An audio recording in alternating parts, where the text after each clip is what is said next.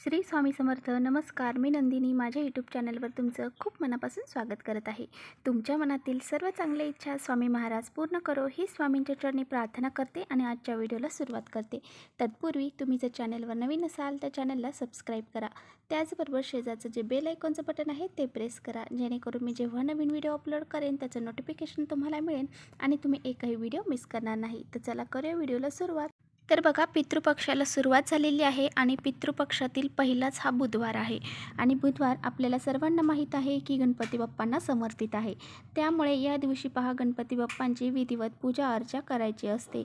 त्या गणपती बाप्पांना आज आपल्याला एक अशी वस्तू अर्पण करायची आहे ज्यामुळे पहा आपले सर्व अडचणी, दोष आणि विघ्न दूर होतील.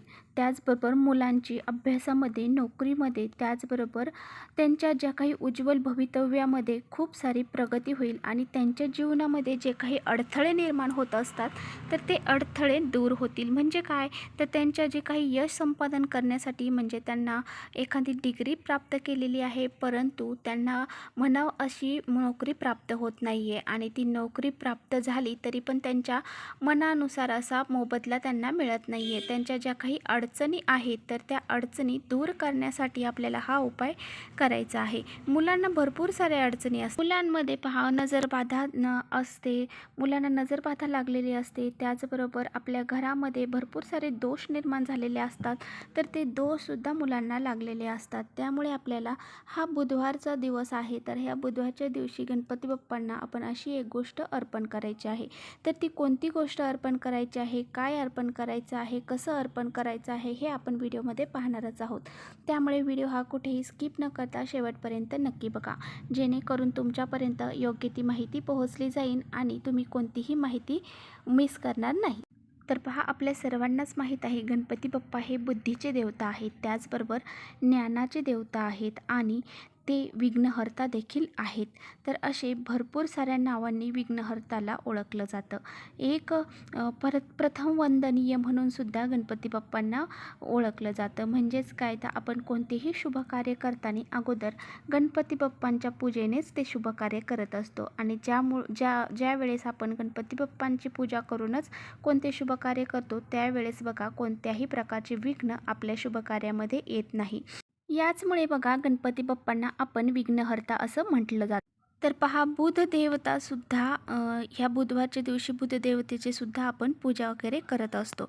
तर ही जी बुध देवता आहे ती सुद्धा संकटनाशक आहे आणि हा बुध ग्रह जो आहे तर त्यांना हिरवा रंग हा खूप प्रिय आहे. तर बघा, हा बुध ग्रह जो आहे तर त्यांना हिरवा कलर हा खूप प्रिय आहे. म्हणूनच आपल्याला हा असणारे जे मूग आहेत तर ते गणपती बाप्पांना अर्पण करायचे आहेत. तर ते कसे अर्पण करायचे आहेत ते आपण बघणारच आहोत. तर बघा, तुम्हाला सांगते, हा जो उपाय आहे तर तो तुम्ही लहान मुलांपासून ते मोठ्या मुलांपर्यंत सुद्धा करू शकता. म्हणजे आपल्या मुलांसाठी आपल्याला हा उपाय करायचा आहे. तर तुमची मुलं अगदी लहान आहेत, शाळेत जात नाही आहेत, ती मुलं खूप सारे चिडचिडेपणा करत असतात आणि त्या मुलांना पहा दृष्ट वगैरे पण लगेच लागली जाते, यांना नजरबाधासुद्धा होते. तर त्यांचे असे काही दृष्ट लागलेले असेल किंवा मग त्यांना काही दोष लागलेले असतील ते दूर करण्यासाठी सुद्धा आपल्याला हा उपाय करायचा आहे. त्याचबरोबर तुमची मुलं खूप मोठ्या पदवीवर आहेत आणि खूप मोठी आहेत, कॉलेजला सुद्धा जात आहेत, पदवी धारण केलेली आहे आणि त्यांच्या नोकरीमध्ये अडथळे निर्माण होत असतील तर तुम्ही हा उपाय त्यांच्यासाठी सुद्धा करू शकता. म्हणजे अगदी लहानांपासून मोठ्यांपर्यंत हा उपाय तुम्ही करू शकता. तर बघा, तुम्हाला ह्या उपायासाठी 108 मुगाचे दाणे लागणार आहेत. 108च आपल्याला मुगाचे दाणे घ्यायचे आहेत. मुगाचे दाणे म्हणजे आपल्याला अखंड मूग जो असतो हिरवा तो घ्यायचा आहे, मुगाची डाळ वगैरे नाही घ्यायची. तर आपल्याला हिरवा अखंड मूग 108 दाणे घ्यायचे आहे. तर बघा, आपल्याला हिरवा कपडासुद्धा लागणार आहे. म्हणजे छोटासा जरी आपल्याकडे एखादा ब्लाऊजचा कपडा असेल किंवा मग त्याचा छोटासा तुकडा असेल तर तो सुद्धा हिरवा आपल्याला असेल तर तो हिरवा घ्यायचा आहे. तर हिरवाच कपडा आपल्याला घ्यायचा आहे आणि हे 108 मुगाचे दाणे त्या कपड्यामध्ये आपल्याला बांधायचे आहेत. ह्या कापडामध्ये जेव्हा आपण हे मुगाचे दाणे टाकणार आहोत तर प्रत्येक दाणा टाकताना आपल्याला ओम विघ्नहर्ताय नमः, ओम विघ्नहर्ताय नमः, ओम विघ्नहर्ताय नमः असं 108 वेळा म्हणायचं आहे आणि ते 108 दाणे त्या कापडामध्ये टाकायचे आहे आणि त्यानंतर त्या कापडाची आपल्याला पोटली बांधवायची आहे. आणि आपल्याला दुर्वासुद्धा घ्यायच्या आहेत.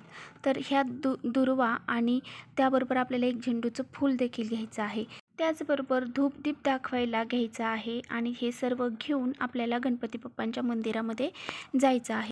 तर सर्वात अगोदर गणपती बाप्पांना आपल्याला गंध अक्षता लावायच्या आहेत. त्याचबरोबर त्यांना ती धूप दीप लावायचा आहे आणि तो ओवाळायचा देखील आहे. त्याचबरोबर हे पिवळ्या कलरचं फूल जे झेंडूचं घेतलेलं आहे ते गणपती बाप्पांना अर्पण करायचं आहे. दुर्वा अर्पण करायची आहे. ही जी 108 दाण्यांची 108 मुगाच्या दाण्यांची जी पोटली आपण घेतलेली आहे ती आपल्याला गणपती बाप्पांच्या चरणाशी अर्पण करायची आहे. तर बघा आपल्याला तिथे बसूनच गणपती बाप्पांचं गणपती अथर्व शीर्षाचं एक वेळेस पठण करायचं आहे. त्याचबरोबर गणपती संकटनाशक जे आहे तर ते सुद्धा आपल्याला एक वेळा पठण करायचं आहे. हे संकटनाशक स्तोत्र जे आहे तर ते आपण एक वेळा म्हटलं तरी चालणार आहे आणि त्यानंतर आपल्याला ही पोटली तिथे अर्पण करायची आहे आणि ती अर्पण केल्याच्या नंतर बघा हे उपाय करून झाल्याच्या नंतर तुम्ही तुमची जी काही मुलांबद्दलच्या काही अडचणी असतील, जे काही इच्छा असतील, मुलं खूप त्रास देत आहेत, ऐकत नाहीत, कितीही आरडाओरडा करा तरी ते ऐकत नाहीत, त्यांच्यासाठी सुद्धा तुम्ही ह्या सर्व गोष्टी गणपती बाप्पांना सांगायच्या आहेत. त्यांच्या अभ्यासामध्ये, नोकरीमध्ये प्रगती होत नाही आहे किंवा मग खूप सारे दोष त्यांना लागलेले आहेत, नजरबाधा आहे, करणीबाधा आहे, तर हे सर्व गोष्टी आपल्याला गणपती बाप्पांना सांगायच्या आहेत आणि मनोभावे नमस्कार करायचा आहे आणि त्यानंतर हे सर्व उपाय केल्याच्या नंतर मग आपण घरी यायचं आहे. आता बघा प्रत्येकालाच गणपतीच्या मंदिरामध्ये जाणं शक्य होत नाही. तर तुम्हाला जर गणपती बाप्पांच्या मंदिरात जाणं शक्य होत नसेल तर मग तुम्ही तुमच्या घरामध्ये देवघरामध्ये जी गणपती बाप्पांची मूर्ती आहे तर त्या गणपती बाप्पांच्या मूर्तीला सुद्धा तुम्ही अशा प्रकारे ह्या मूग अर्पण करू शकता. म्हणजे जसं मी तुम्हाला सांगितलं आहे त्याप्रमाणे अशी मुगाचे दाणे जे आहेत तर ते तुम्ही अर्पण करायचे आहेत. आणि बघा ज्यावेळेस आपण हा उपाय घरी करणार आहोत तर मग तुम्हाला ती जी पोटली आहे मुगाच्या दाण्यांची तर ती पूर्ण दिवसभर पूर्ण रात्रभर गणपती बाप्पांपाशीच ठेवायची आहे आणि त्यानंतर दुसऱ्या दिवशी त्यातले जे मुगाचे दाणे आहेत 108 मुगाचे जे दाणे आहेत तर ते आपल्याला दान करायचे आहेत. आता तुम्ही म्हणताल की 108 मुगाचे दाणे कसे दान करणार, तर ते तुम्ही गाईला खाऊ घालू शकता किंवा मग तुम्ही तुमच्या टेरेसवर पक्षी येत असतील तर त्या पक्ष्यांना खाऊ घालू शकता. म्हणजे अशा प्रकारे तुम्ही हे दाणे दान करायचे आहे. तर बघा तुमची मुलं बाहेरगावी राहत असतील, हॉस्टेलला राहत असतील किंवा मग तुमच्या आईवडिलांकडे राहत असतील तरीसुद्धा तुम्ही हा उपाय तुमच्या घरामध्ये मुलांसाठी करू शकता किंवा मंदिरामध्ये जाऊनसुद्धा करू शकता. आणि बघा तुमच्याजवळ जर तुमची मुलं राहत असतील आणि मुलं मोठी असतील तर त्यांना गणपती अथर्व शीर्षाचं पठण करायला लावायचं आहे. त्याचबरोबर जे संकटनाशक स्तोत्र आहे गणपती बाप्पांचं ते सुद्धा त्यांना म्हणायला लावायचं आहे. म्हणजे त्या गोष्टीचं मुलांनासुद्धा वळण लागतं आणि त्या जे काही अथर्व शीर्ष आहे तर त्याचं मुलांवरती संस्कार देखील होतात आणि अशामुळे पहा मुलंसुद्धा खूप सारे हुशार बनतात आणि त्यांच्या बुद्धिमत्तेमध्ये सुद्धा वाढ होते. तर जर ते त्यांना लहान असतील मुलं तर आईने केलं तरी चालणार आहे.